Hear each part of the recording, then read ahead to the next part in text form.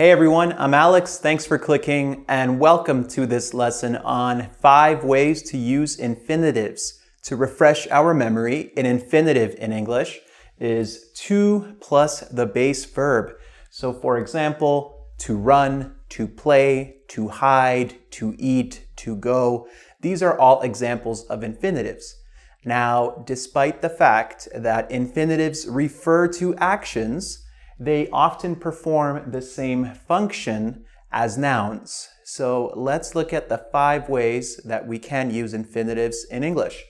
So here we have infinitives can be subjects. They can be the subject of a sentence. This is a very formal structure, but it is possible. For example, to do the right thing is not easy. To learn a new language is helpful. So here we have to do, to learn, okay? And again, these are infinitives, and this is a very formal structure. So in speaking, we don't often use infinitives as subjects, but I want you to know that it is possible. However, in speech, when we use infinitives in this kind of context, we usually put them in the middle of an it phrase. So for example, instead of saying to do the right thing is not easy, we say it's not easy to do the right thing. Or instead of to learn a new language is helpful, in common speech, we say it's helpful to learn a new language. Okay? So again, this is formal. This is much more common. Okay? Second of all, infinitives can be objects. So for example, I want to help you. Here we have I, the subject, want, the verb, to help. And to help here would be an object. Okay, so I want to help. They love to travel.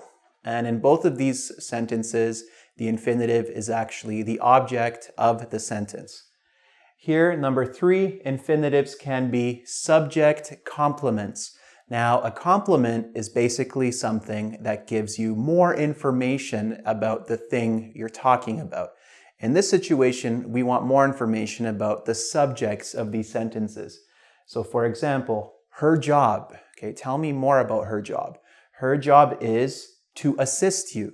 So if this is a receptionist, for example, her job is to assist you. You're giving more information about her job.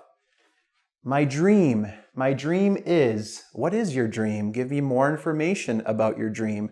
My dream is to open a business, okay? So here we have infinitives used as subject complements.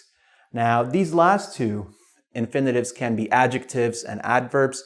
You might be surprised because when you think of adjectives, you probably think of colors or words like happy or sad or cold or hot. However, if you're not comfortable with thinking them as adjectives, maybe think of them as object complements. And that's another way to look at it if it's mentally it doesn't make sense for an infinitive to be an adjective. However, let's look at an example. I told you. So here we have subject, verb, object. I told you to wait. So what did I tell you? I told you to wait. So you're describing what you told this person. He wants me to leave. What does he want me to do? He wants me to leave. So I'm describing what he wants. Again, adjectives are description words, right? Describing what he wants. I'm describing what I told you, okay? And finally, adverbs. So again, adverbs give more information about a verb. In this situation, we must study. We have the verb study. Why must we study? To learn. So here you have verb plus infinitive. And here, I want to learn to sing. So here, I want to learn. To learn is an object. And we want to give more information about the object and why we do it. So here we have to sing. Now, again, grammatically, if you don't understand adjective, adverb, subject complement, it's not, I don't want to say it's not important, but in everyday speech, it's not that important to be able to say, this is an adjective, this is an adverb, this is a complement. The most important thing is, do you understand these sentences when you see them? Do you understand the meaning of we must study to learn? I want to learn to sing. As long as you understand what the sentences mean, the grammatical the grammatical language is not as important, as long as you know how to use it in different parts of the sentence, okay? So, if you want to test your understanding of this information, as always, you can check out the quiz on engVid.com, and don't forget to subscribe to my YouTube channel. Also, don't forget to click on the other videos related to this infinitive series. I'll see you next time, guys. Take care.